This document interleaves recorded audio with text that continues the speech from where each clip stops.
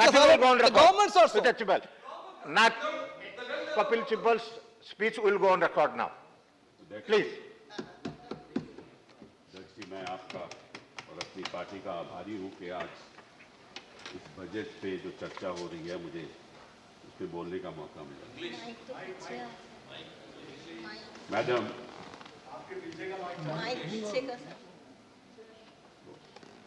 Madam,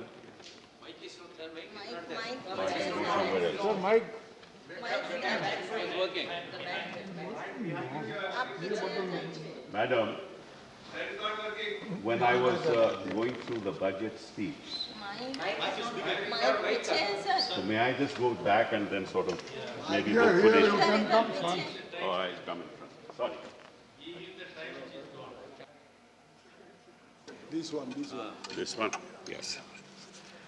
Madam, when I was going through the budget speech, I was actually taken in by the key words that you used throughout the speech.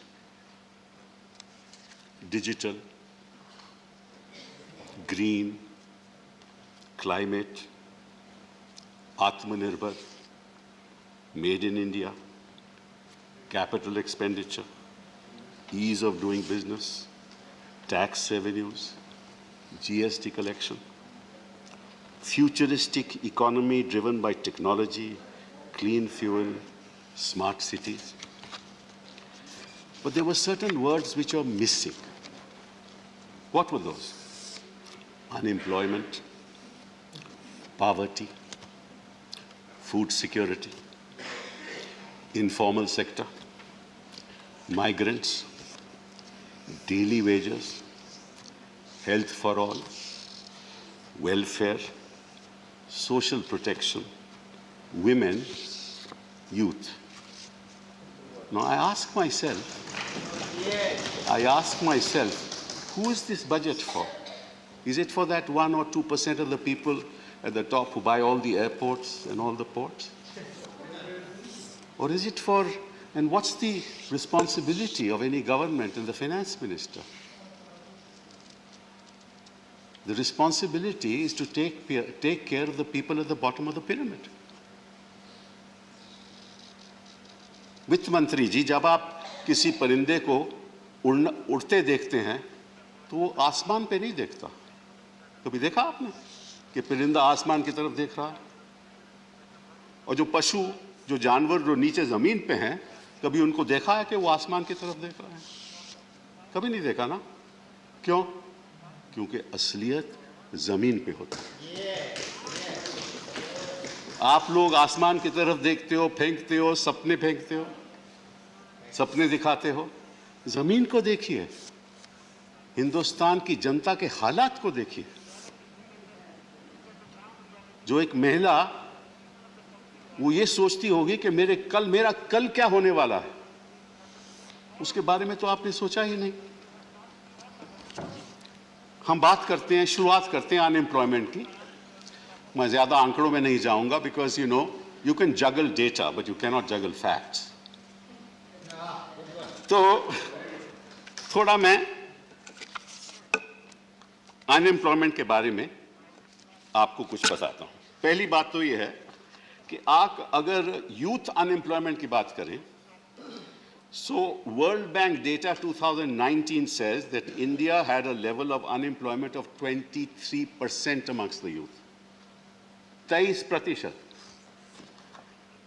China unemployment rate in neighboring countries 2020, data by the Center for Economic Data and Analysis based on ILO database, China had an unemployment of 5%, Bangladesh 5.3%, Pakistan 4.65%, Sri Lanka 4.84%, and India 7.11%. This is where we are.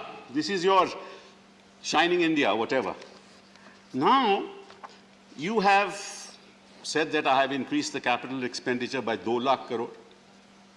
That's what you say, to 7.5 lakh crores. तो जो 2 लाख करोड़ है, that is for the purposes of building infrastructure. But आपने कभी देखा कि जो unemployment है वो कहाँ है? आज के दिन अनएम्प्लॉयमेंट कहाँ है? मैं आपको बताता हूं, शायद आप भूल गए होंगे। इंडस्ट्री वाइज जॉब लॉसेस आपको बताता हूं। Manufacturing 9.8 million loss of jobs. Hotel and tourism 5 million. Education 4 million. Overall services sector 1.8 million. Fall in central government employment 3.32 million. In 2012-13, it's now 3.31 million. Employment in railways 1.27 million.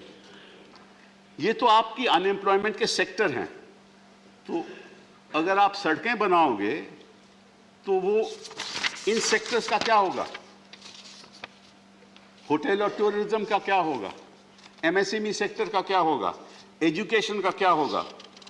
Overall services sector का क्या होगा? तो when you have to deal with unemployment, you have to do it sector wise. You have to give them relief sector wise.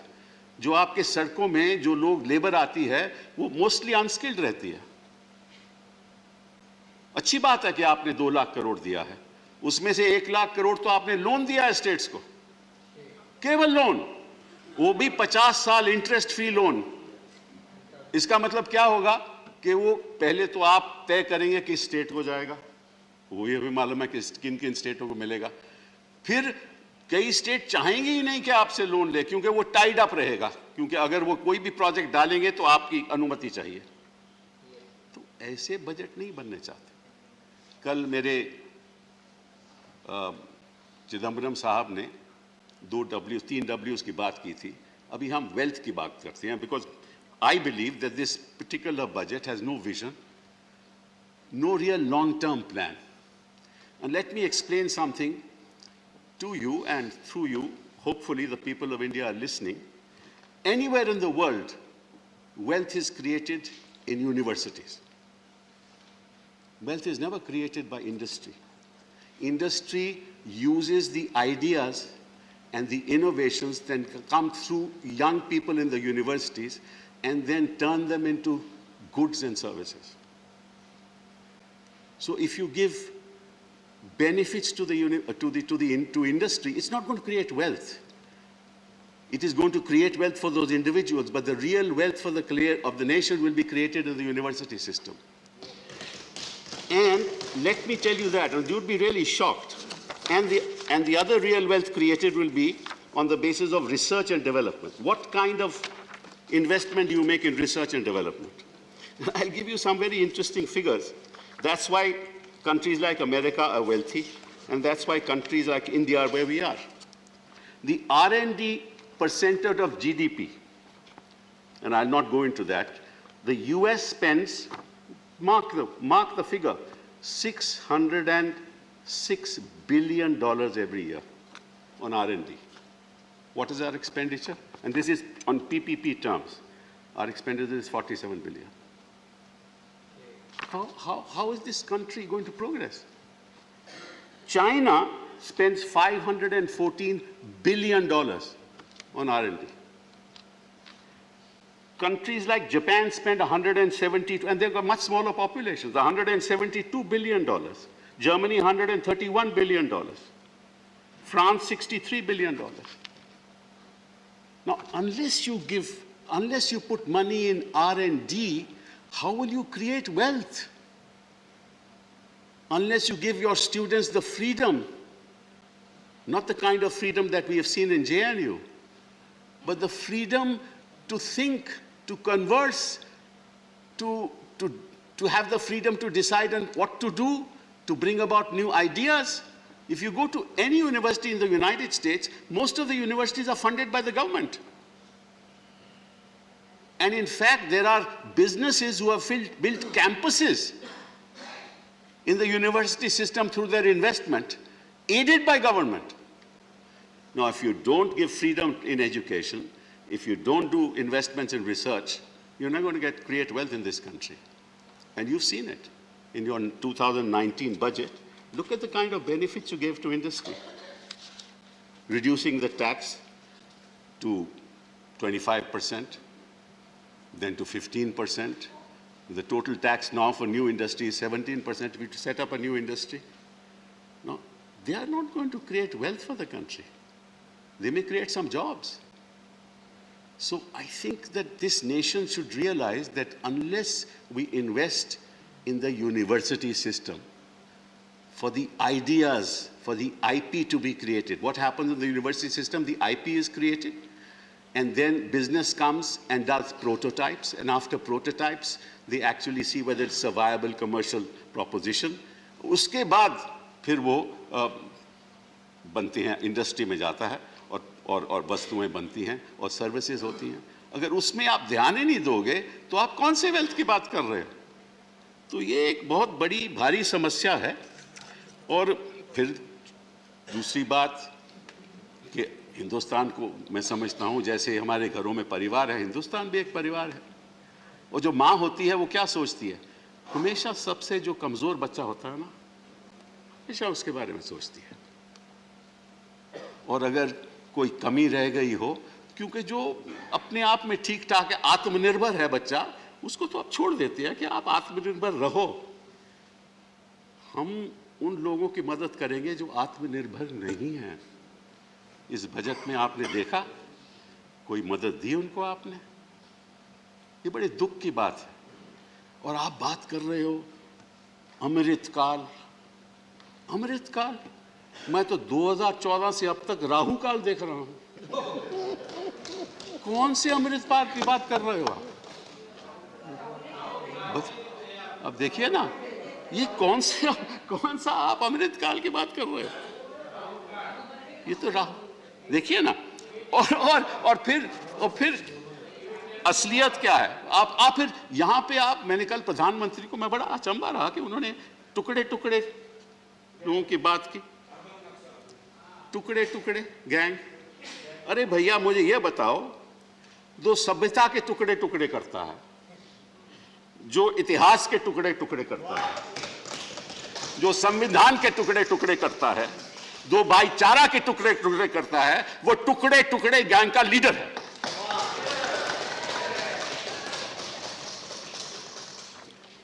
तीसरी बात, आपने ये जो petrol पे जो अपनी एक्साइज ड्यूटी लगा रखी है इतने सालों में, और आज भी लागू हुआ है, डीजल पे एक्साइज ड्यूटी लगा रखी है। मैं आपके द्वारा, आपके माध्यम से जनता को ये बताना चाहता हूँ कि 2014 में पेट्रोल का जो कीमत था पर लीटर वो 71 रुपया था, और जनवरी 2022 में वो 95 रुपये है। सेंट्रल एक्साइज जो हमने लागू की 2014 में वो 9.20 पर लीटर, 9.20 रुपये पर लीटर, और आपने 27 रुपये कर दिया उस पर एक्साइज। कितनी बढ़ोतरी हुई? 203%, 203%।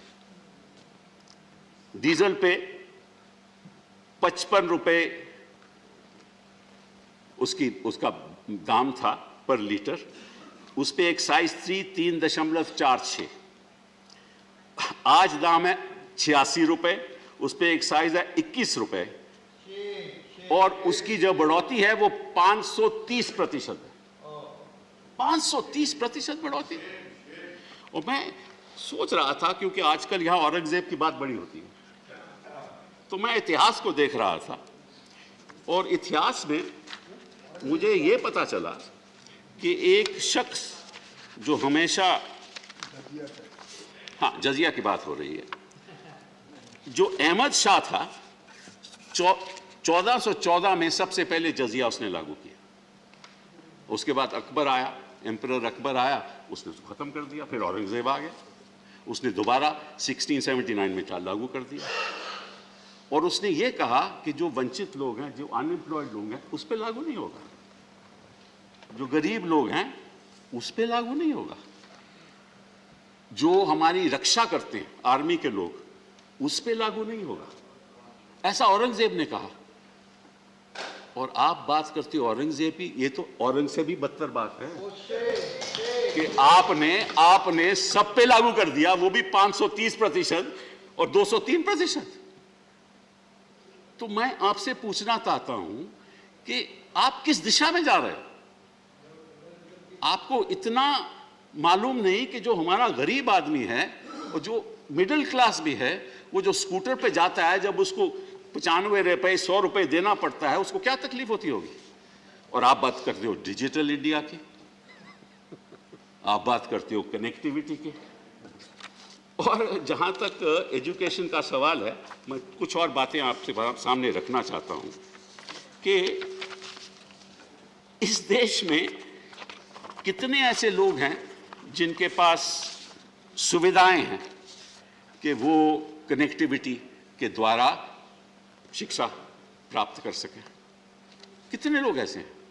और मैं आंकड़े आज के दिन आपको नहीं देना चाहता, लेकिन बाय एंड लार्ज देहात में लगभग 6 या 8% लोग होंगे जो कनेक्टिविटी कर पाए।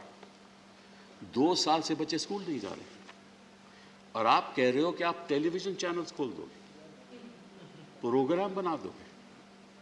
अरे किस झोंपड़ी में टेलीविजन लगेगा, और कहां वो ये सब लेसन्स लगाएंगे? आपको मालूम है? आपका पहले तो मैं वित्त मंत्री जी आपसे कहूंगा कि मेरी एक गुजारिश है, आपकी पार्टी कहें कि आपको जरा एक इलेक्शन लड़वा दें, फिर आपको पता चलेगा जमीनी हालात क्या है हिंदुस्तान के।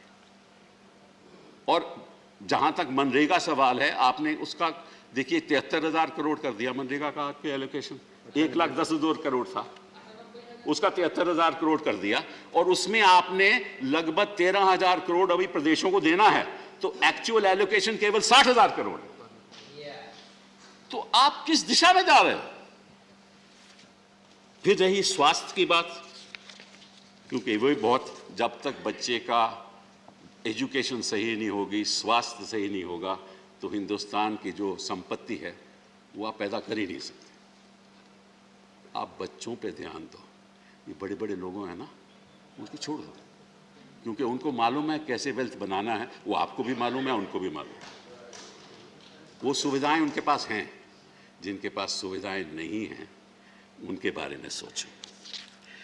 Actually, आज मैं सुबह I was reading an article by Ranganathan ji, who's been the ex-governor of the Reserve Bank of India, and he said today that look, what is lacking is gross demand shortage. Unless you put money in the hands of people and they spend, the economy will not move forward. Their purchasing power has to be increased. How do you increase their purchasing power? By reducing Manrega? By not giving them any benefits? Those sectors which have been destroyed by the economy because of the pandemic, you're not at fault at that. You're not at fault at that. इसीलिए आपके प्रधानमंत्री जी को ये जो अमृत काल है उसकी बात नहीं करनी चाहिए, क्योंकि ना वो रहेंगे, ना हम रहेंगे, ना आपके रहनुमा रहेंगे, और ना नफरत के बयान रहेंगे। 2047 तक वो नफरत के बयान भी नहीं रहेंगे। तो आप जरा इस बात पे सोचिए। Let's wind up now. In 1 minute, sir. I'll not take more than 1 minute. Don't worry. So the last thing I was talking about was health sector, and I'll just give you a few figures and then I'm done. In the health sector, I just want to tell you one thing, that the health expenditure in select countries in 2018, I don't have the figures after that, I'm sure the finance minister will be able to give them. हमारा जो per capita expenditure in health है वो $172 है, per capita expenditure in health, और Germany का है 771, France का 485, Italy का 853, साउथ कोरिया का 1044 पर कैपिटा, चाइना का $334। तो अगर हमारा पर कैपिटा एक्सपेंडिचर हेल्थ का इस हालात, ये जो हालात दिख रहे हैं मुझे, तो बच्चे का ना तो स्वास्थ्य ठीक होगा, ना उसकी शिक्षा ठीक होगी, तो वेल्थ आप अडानी अंबानी से बनवाइएगा। बहुत बहुत धन्यवाद। Thank you, Kapil Sibbal ji. Now, Sushil Moody.